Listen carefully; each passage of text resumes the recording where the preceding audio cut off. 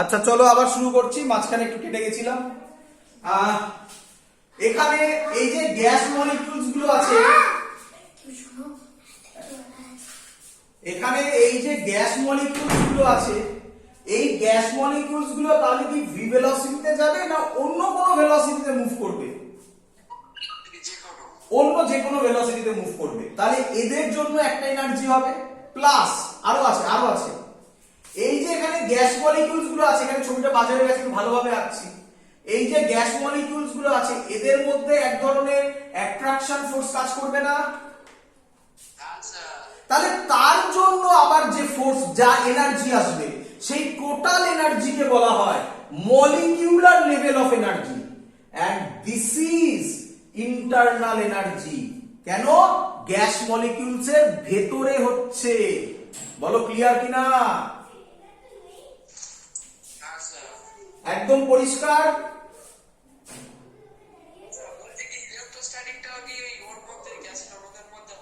হ্যাঁ, গ্যাসের এখানে হতে পারে ইলেকট্রোস্ট্যাটিক্স। তুমি জিজ্ঞাসা করবে স্যার কিভাবে হবে, এখন তোমরা তো ওই জায়গায় যাওনি, তো আইডিয়া দিয়ে দিচ্ছি একটা।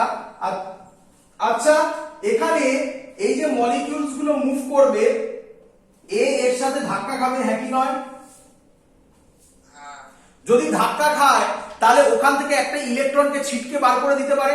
একটা কেন, দুটো, তিনটে, যা ইচ্ছা হতে পারে কিছু। যদি ইলেকট্রন ছিটকে বেরিয়ে যায় তাহলে মলিকিউলস গুলো কি আর নিউট্রাল মলিকিউলস থাকবে না চার্জ মলিকিউলস হয়ে যাবে? আর চার্জ মলিকিউলস হয়ে গেলেই চলে আসবে ইলেকট্রোস্ট্যাটিক পোটেনশিয়াল এনার্জি। ক্লিয়ার? চলো, কিন্তু মজার ব্যাপার, আমি সব আবার নালিফাই করে দেবো, দেখো না এক্ষুনি। আশা করি আমি জেনারেল বললাম, একদম যা আছে সবকিছু বললাম। Total energy is the summation of kinetic energy. আচ্ছা, তোমরা এটা বুঝতে পেরেছো এই কাইনেটিক এনার্জিটা কার জন্য? এই বডিটা মুভ করার জন্য যে ভেলোসিটি। ক্লিয়ার? স্যার বলছি স্যার, যখন এই চার্জ হয়ে যাচ্ছে স্যার, তখন একটা পটেনশিয়াল হচ্ছে কেন?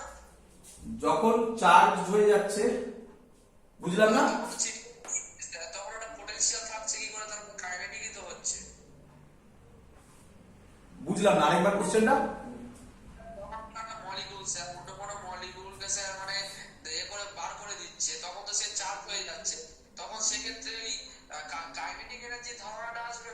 না না না, ওরকম নয়।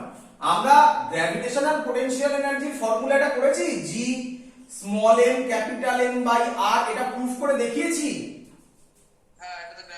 আচ্ছা, তেমনি ভাবে প্রমাণ করে দেখাবো। ইলেকট্রোস্ট্যাটিক পোটেনশিয়াল এনার্জি হবে 1/4 pi epsilon naught, 1/4 pi epsilon naught q1 q2 by r হবে। বুঝতে পেরেছো এবারে? তো এটা প্রুফ হয়নি এখনো পর্যন্ত, যখন ক্লাস 12 হবে তখন এটা বুঝে যাবে। আমি অনেক ডেপথে বলছি যে ইলেকট্রোস্ট্যাটিক পোটেনশিয়াল এনার্জিও হতে পারে, যত ধরনের আছে ভিউ সব বলছি। তাই এখন ভাবতে হবে না ইলেকট্রোস্ট্যাটিক্স নিয়ে, এখন গ্র্যাভিটেশনটা নিয়ে ভাবো। বাট এখন তো কিছুই ভাবতে হবে না, সবই আমি জিরো করে দেবো। দেখো না এক্ষুনি লিখছি, বা স্টেটমেন্টটা আমি লিখি। আচ্ছা, স্টেটমেন্টটা এত কিছু করানোর পর এবার মেইন স্টেটমেন্ট কি? Main statement, if the system is at rest, তাহলে সিস্টেম কিসে আছে বল?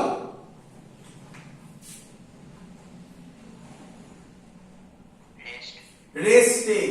বল তাহলে এই কাইনেটিক এনার্জিটা কত হয়ে যাবে? 0। and there is no field, general কথা বললাম। নো ফিল্ড, ফিল্ড মানে কি? ফিল্ড খেলার মাঠের ফিল্ড নয়, ফিল্ড মানে গ্র্যাভিটেশনাল ফিল্ড বা ইলেকট্রোস্ট্যাটিক ফিল্ড। তাহলে যদি গ্র্যাভিটেশনাল ফিল্ড, ইলেকট্রোস্ট্যাটিক ফিল্ডও না থাকে, ইফ তাহলে পোটেনশিয়াল এনার্জিটাও কি হয়ে যাবে?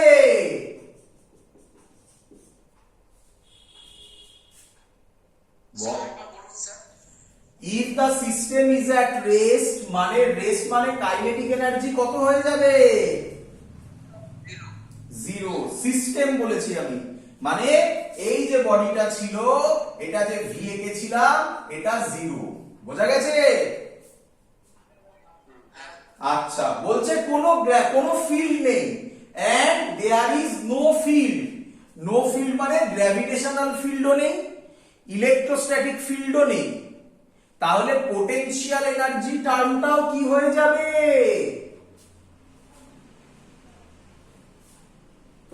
কি রে? জিরো।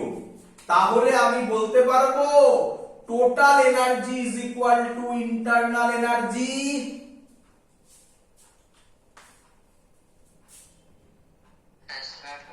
আচ্ছা, তাহলে total energy is equal to internal energy. এটাই মানে হচ্ছে, তোমরা কেমিস্ট্রিতে আইডিয়াল গ্যাসের ডেফিনেশন অন্য করেছো, ফিজিক্সে এইভাবে বলা হয়। এরই মানে হচ্ছে এই যে অ্যাজাম্পশন গুলো, এটাই অ্যাপ্লাই করা হয় কার ক্ষেত্রে বলো? Ideal gas. আমরা ফিজিক্সে যা পড়ব, অঙ্কে বলে দেওয়া থাকুক বা না বলে দেওয়া থাকুক, সব কার জন্য করব? আইডিয়াল গ্যাসের জন্য। তাহলে তো ঝামেলা চুকেই গেল, এগুলো সব জিরো হয়ে গেল। তাহলে পড়ে থাকলো total energy is equal to internal energy. কোনো ডাউট? আচ্ছা, তোমরা যদি বলো স্যার ওগুলো থাকবে, তাহলে ওটা মেকানিক্সে চলে যাবে। তখন মেকানিক্সের পার্টে আমরা ওগুলো নিয়ে পড়াশোনা করব। আর এখন আমরা এগুলো নিয়ে পড়াশোনা করছি, যেগুলো আমি বললাম এই অ্যাজাম্পশন গুলো ফলো আপ হবে। ক্লিয়ার আইডিয়া সবার?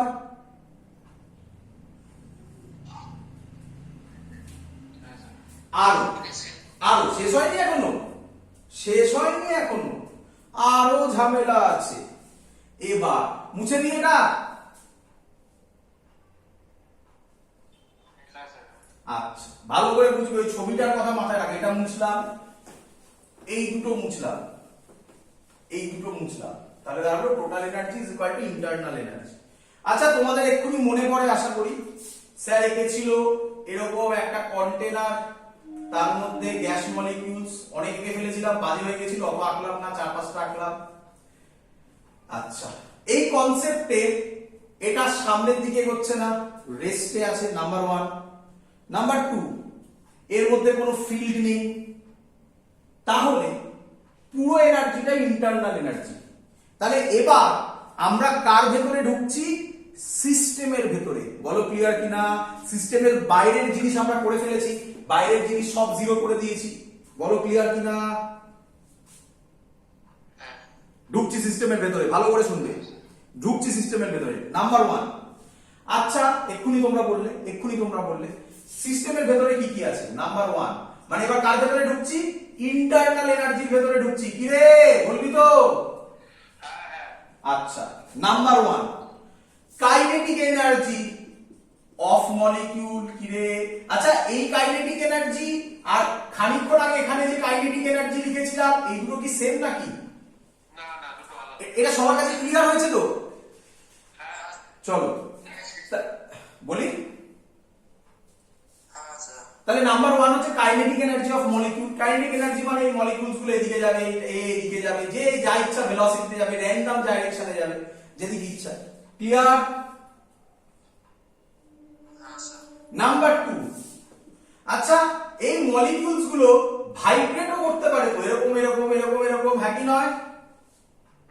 তাহলে যে এনার্জিটা আসবে সেটা হবে ভাইব্রেশনাল এনার্জি। হ্যাঁ কি নয়? হ্যাঁ কি নয়? ভাবো ভাবো, এটা আবার কি ভাবো? আমি কি বললাম তোমাকে এক্ষুনি? এখনো লেখা আছে, আমি ওর জন্য মুছিনি। আমি কি লিখেছি? Internal energy definition, it is due to kinetic energy of the molecule. লিখেছি? কোথায় লিখেছি? কোথায় লিখেছি বল এখানে? আমি কি লিখেছি? আমি লিখেছি it is due to molecular level of energy. Molecular level of energy মানে মলিকিউলস এর কি কি এনার্জি হতে পারে, কত প্রবাবিলিটি হতে পারে, সব তোকে বলবো।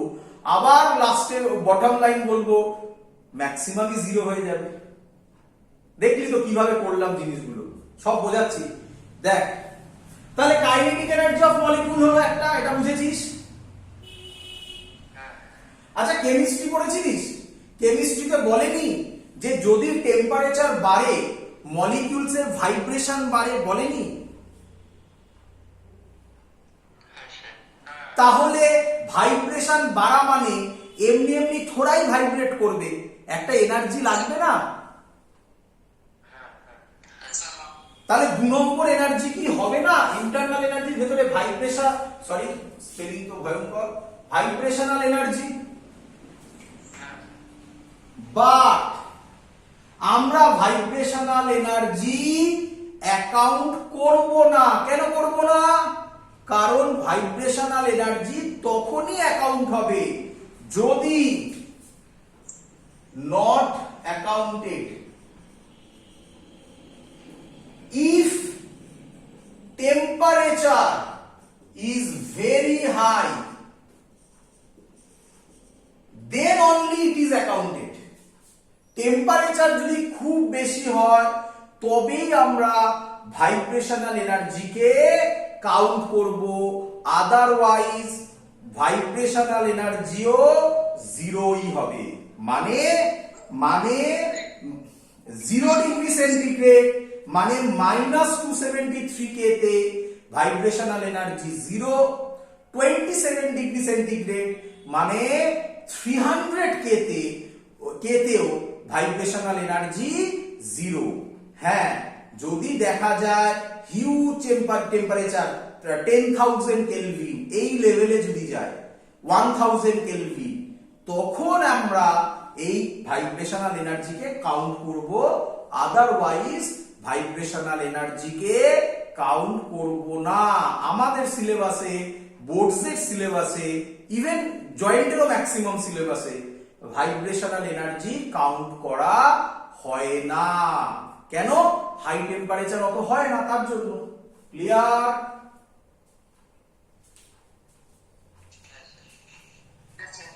চলো নাম্বার 3, আরেকজনও আছে। নাম্বার 3 আরেকজনও আছে। কে স্যার? Rotational kinetic energy. আচ্ছা, তোমরা পড়োনি যে এই মলিকিউলস গুলো যেগুলো আছে সেগুলো নিজের অ্যাক্সিসের রেসপেক্টে রোটেটও করতে পারে, হ্যাঁ কি নয়? হ্যাঁ, আরে তোরা কেমিস্ট্রিতে যেটা পড়েছিস স্পিন কোয়ান্টাম নাম্বার, মনে পড়ছে কিছু? হ্যাঁ, স্পিন কোয়ান্টাম নাম্বার মনে পড়ছে তো? একদম। তাহলে যদি রোটেট করে, তাহলে রোটেট করলে তো রোটেশনাল কাইনেটিক এনার্জিও আসবে, কি রে? আচ্ছা, এবার মজাটা দেখ। রোটেশন যেহেতু আমরা পড়িনি এখনো পর্যন্ত, আমি একটু আইডিয়া দিয়ে দিচ্ছি যাতে তোমরা এখানে বুঝতে পারো। কি? ভালো করে শোনো। রোটেশনাল কাইনেটিক এনার্জির ফর্মুলা হয়, কেন হয় এখন আপাতত আমাকে জিজ্ঞাসা করিস না, এটা হয় জান। এমনি কাইনেটিক এনার্জি হয় হাফ mv স্কয়ার, রোটেশনাল হয় হাফ, মাসের জায়গায় আই বসে, আই মানে হচ্ছে মোমেন্ট অফ ইনারশিয়া, আর ভি এর জায়গায় ওমেগা বসে। ওমেগাটাকে তো তোরা চিনিস ভালো করে, আইটার সাথে তোরা হয়তো এখনো সেইভাবে পরিচয় হয়নি। ক্লিয়ার?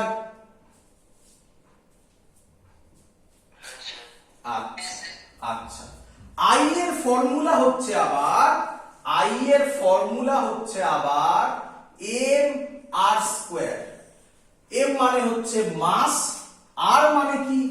আর মানে হচ্ছে ধর এইটা ধর আমার মলিকিউলসটা, সেই মলিকিউলসটা রোটেট করছে এরকম এই অ্যাক্সিসের রেসপেক্টে, তাহলে এর রেডিয়াসটা হবে গিয়ে আর। বল বুঝলি কিনা?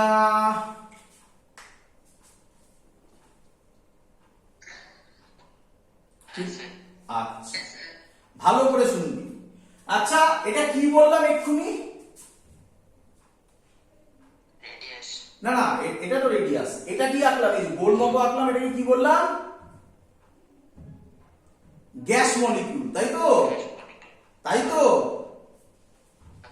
আচ্ছা, একটা গ্যাস মলিকিউলের রেডিয়াস ছোট হবে না খুব খুব ছোট হবে? খুব খুব ছোট। তার আবার যদি স্কোয়ার হয় তাহলে ভ্যালুটা খুব খুব ছোট না খুব খুব খুব ছোট? তাহলে আই ওমেগা স্কোয়ারটা আই খুব ছোট যদি হয়, মানে খুব না খুব খুব খুব খুব ছোট হলে এটা কত হয়ে যাবে? জিরো নয় টেন্স টু জিরো, নাকি বলতে পারি? তাহলে তো ঘুরে ফিরে ওই জায়গাতেই এলো কি, ইন্টারনাল এনার্জি মানে kinetic energy of the molecule. কি গল্প শেষ হয়ে গেল? বাট তোমাদের কাছে ক্লিয়ার হলো প্রত্যেকটা টার্ম কেন এলো, কেন সেটা বাদ হলো, পুরো ক্লিয়ার?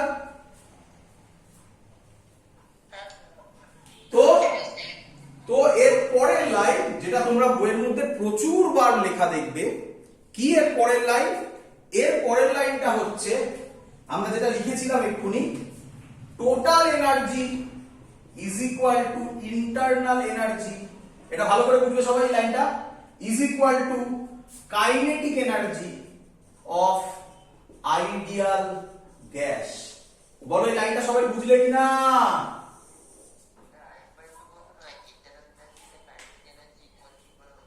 আচ্ছা, ইন্টারনাল এনার্জিটা এখনো লেখা আছে, আমি এরকম মুছিনি। ইন্টারনাল এনার্জিটা পেলে, কাইনেটিক এনার্জি অফ মলিকিউল পেলে, তা কাইনেটিক এনার্জি অফ মলিকিউল গুলো জোড়া লেগে লেগেই তো আইডিয়াল গ্যাসটা তৈরি হবে, নাকি? তাহলে ইন্টারনাল এনার্জিটা শুধুমাত্র কার সামেশন? কাইনেটিক এনার্জি অফ অনেক মলিকিউলস অফ আইডিয়াল গ্যাস। তাই আমি লিখে দিলাম ইন্টারনাল এনার্জিটাই হচ্ছে kinetic energy of ideal gas. কিন্তু অ্যাকচুয়ালি তার মধ্যে 2 নম্বর 3 নম্বরও ছিল, সেগুলো কেন জিরো হয়ে গেল আশা করব তোমাদের সবাইকে আমি বোঝাতে পেরেছি। ক্লিয়ার? হ্যাঁ, যখন হাই টেম্পারেচার হবে, হাই টেম্পারেচার নেই আমাদের কোশ্চেন, বলে রাখলাম যখন হাই টেম্পারেচার। হাই টেম্পারেচার মানে 100 ডিগ্রি নয়, 100 কেলভিন নয়। হাই টেম্পারেচার মানে 1000 কেলভিন, 5000 কেলভিন, তাকে বলে। ক্লিয়ার? চলো তাহলে তোমাকে যদি এবার বইয়ের কথায় আসছি, তোমাদের বইতে দেখবে এই স্টেটমেন্টটা লেখা আছে, total energy is equal to internal energy is equal to kinetic energy of ideal gas. কেন হলো তার পুরো ডেসক্রিপশনটা বোঝালাম। চলো এবার ডেফিনেশনে ব্যাক করি, যেগুলো দেখবে তোমাদের বইতে মেইনলি এগুলোই দেওয়া আছে। কি বলছে? The internal energy of a system.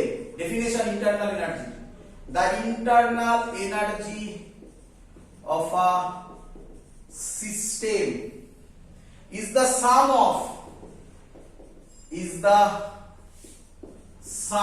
of molecular kinetic energy and potential energy, is the sum of molecular kinetic energy, potential energy and potential energy মানে ওর মধ্যে ভাইব্রেশনাল এনার্জি পড়ে যাচ্ছে। potential energy in the frame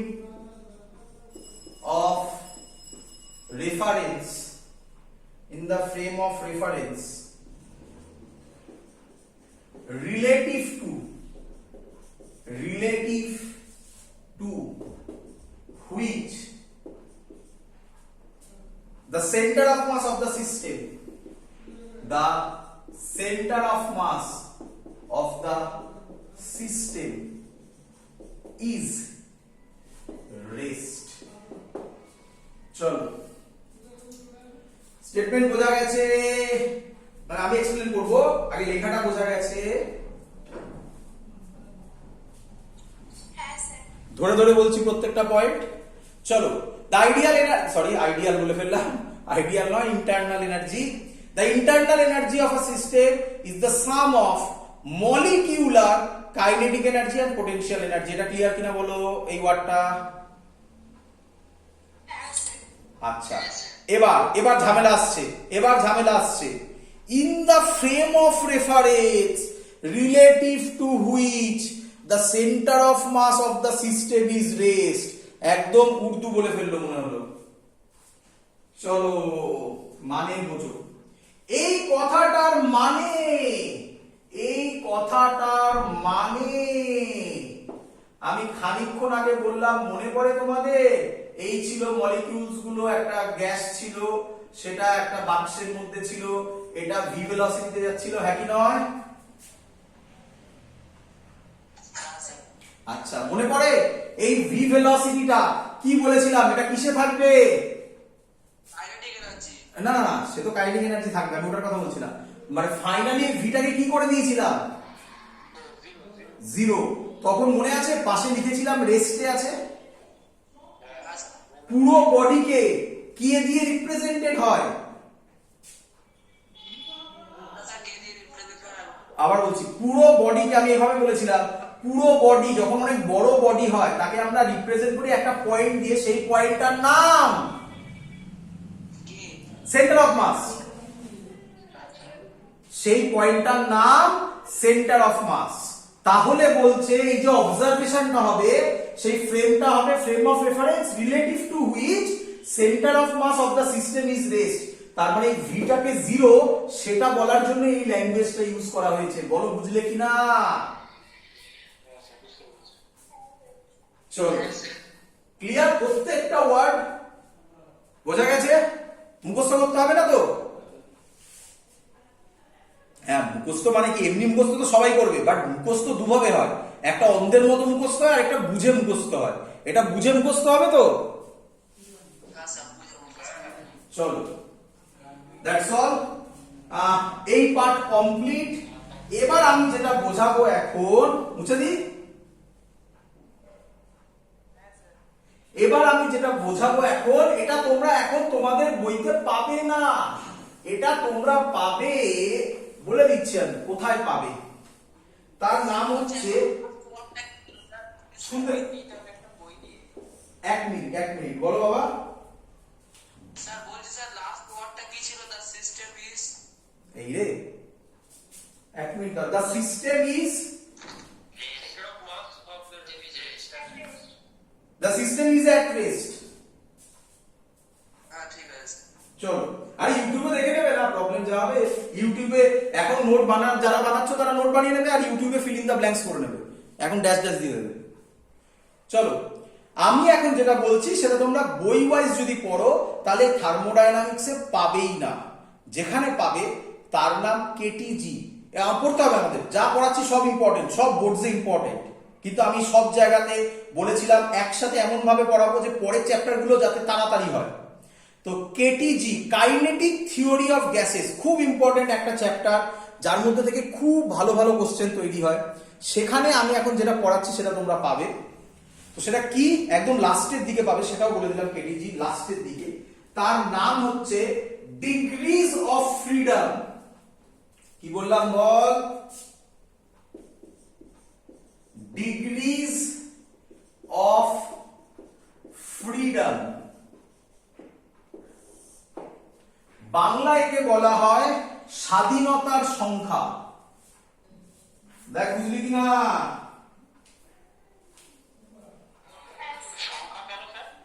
ডিগ্রিটাকে বাংলায় বলে স্বাধীনতার সংখ্যা। কেন বলে এবার জিজ্ঞাসা করিস না, আমি নাম দিইনি। আচ্ছা, মানে কি আগে প্রথমে ভালো করে বুঝবে, ভালো করে কনসেপ্টটা বুঝবে। দুভাবে বোঝানো যায়, দুভাবে বোঝানো যায়। এটা একটা প্রথম কনসেপ্ট আমি যেটা বোঝাবো সেটা কেটিজি বইতে তোমাদের যেটা আছে সেটা দিয়ে বোঝাবো। তারপরে যেটা বোঝাবো সেটা ফিজিক্যালি ফিল করানোর জন্য। দুটোকেই প্যারালালি বোঝাবো যাতে দুটো দিয়েই একই রেজাল্টে পৌঁছই। চলো, ডিগ্রিজ অফ ফ্রিডমের আগে ডেফিনেশন লিখুন স্যার। বলছে নাম্বার অফ, আমি আবার রিপিট করছি, এটা কিন্তু তোমরা থার্মোডাইনামিক্সের ওখানে পাবে না। তাহলে স্যার শেখাচ্ছেন কেন এখানে? কারণ থার্মোডাইনামিক্সে আমার লাগবে, যদি আমি এখন তোমাকে না পড়াই তাহলে মুখস্থ করতে হবে তোমাকে। আর এখন যদি তোমাকে আমি পড়াই তাহলে থার্মোডাইনামিক্সের এখানে পাবে না, কেটিজির ওখানে পাবে, কম্বাইন হয়ে পুরো জিনিসটাকে দাঁড় করানো হবে। বোঝা গেছে? চলো, number of independent quantities, independent quantities,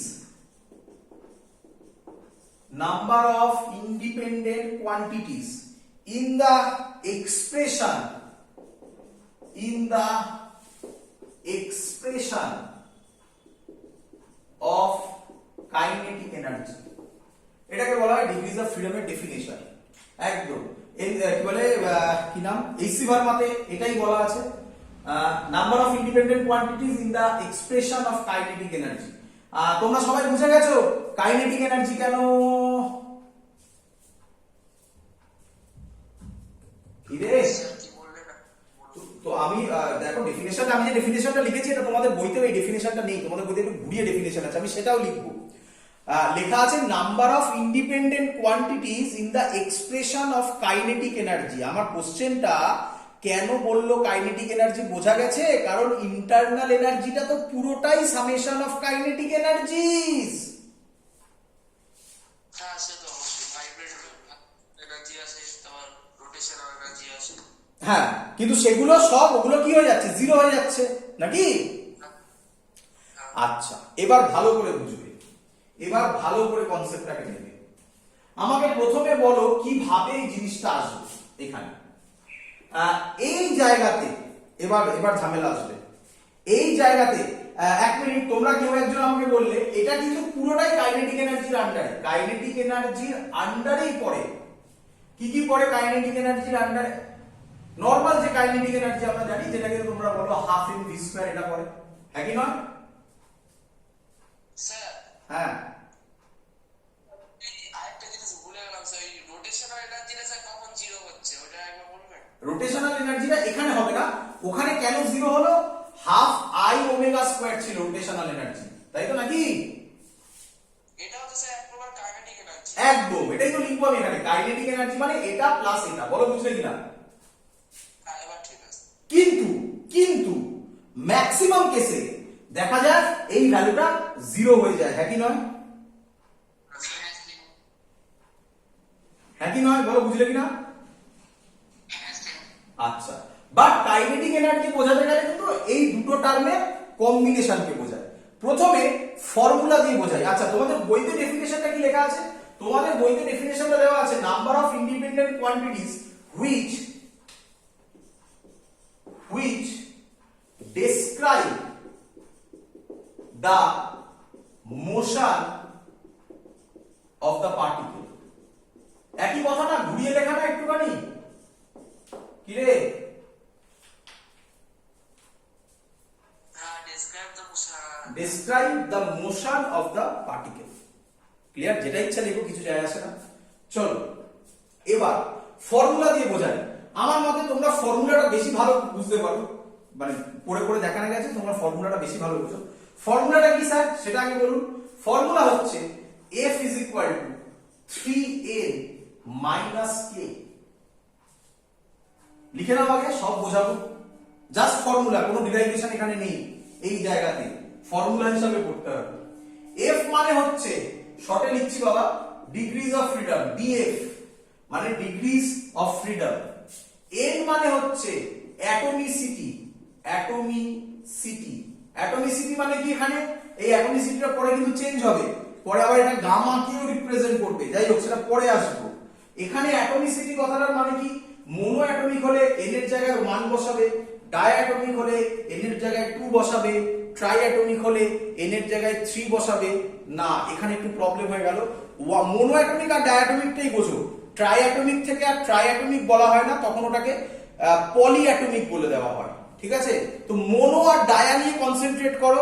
mono R Dier পরে যদি যাও, ট্রাই অ্যাটমিকেও একটা লেভেল অবধি এটাকে হোল্ড করানো যায়।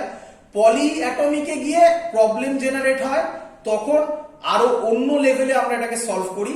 আপাতত মোনো আর ডায়া দিয়ে বোঝো, আর কিছু দরকার নেই। আমি ট্রাইটাও শিখিয়ে দেবো, একটা আইডিয়া দেবো। চলো ক্লিয়ার করি?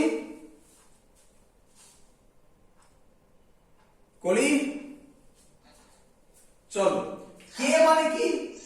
কে মানে হচ্ছে গিয়ে কনস্ট্রেন্ট। কনস্ট্রেন্ট কথাটার মানে কি? কনস্ট্রেন্ট কথাটার মানে রেস্ট্রিকশন। এবার সহজ, রেস্ট্রিকশন। বুঝলে কিনা বলো এবারে? হয়েছে? হয়েছে?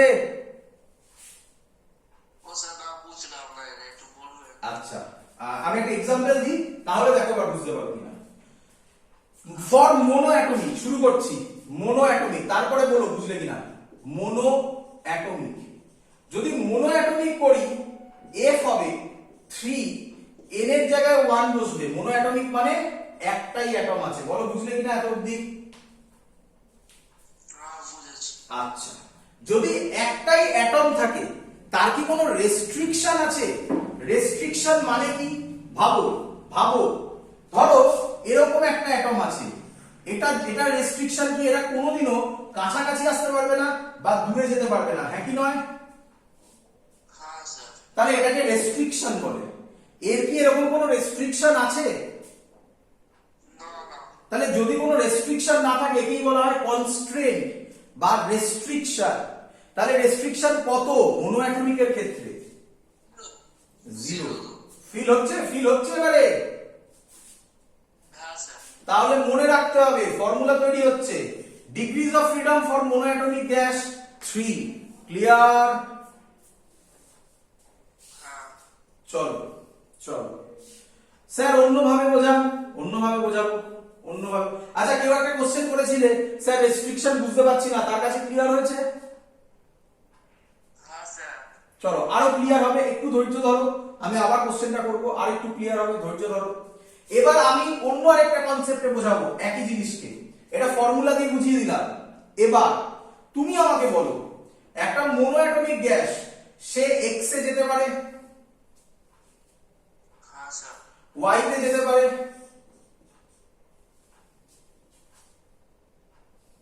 হ্যাঁ। জেড এ যেতে পারে। হ্যাঁ স্যার। আচ্ছা, এবার কেউ কেউ তোমরা বলে স্যার এক্স ওয়াই বরাবর এইরকমও যেতে পারে। আরে বাবা, এক্স আর ওয়াই তে যাওয়া মানেই অটোমেটিক্যালি তো এক্স ওয়াই এর যে কোনো প্লেন হয়ে গেল, হ্যাঁ কি নয়? হ্যাঁ স্যার। তো আর তো কোনো প্লেন দরকার নেই আমার। তাহলে এ কাইনেটিক এনার্জির যে এক্সপ্রেশনটা হবে সেটা হবে half M V X square plus half M V Y square plus half M V Z square. বলো সবার ক্লিয়ার কিনা এত অব্দি?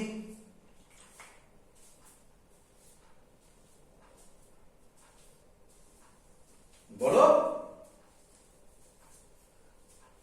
আচ্ছা, কাকে এবার সামেশন করে দিই। হ্যাঁ, সামেশন করলাম এক্স এর জন্য, ওয়াই এর জন্য, জেড এর জন্য, সিম্পল থিং। ক্লিয়ার? ঠিক আছে। চলো এবার শেষ হয়নি এখনো। এবার আচ্ছা, এটা ভাইব্রেশনও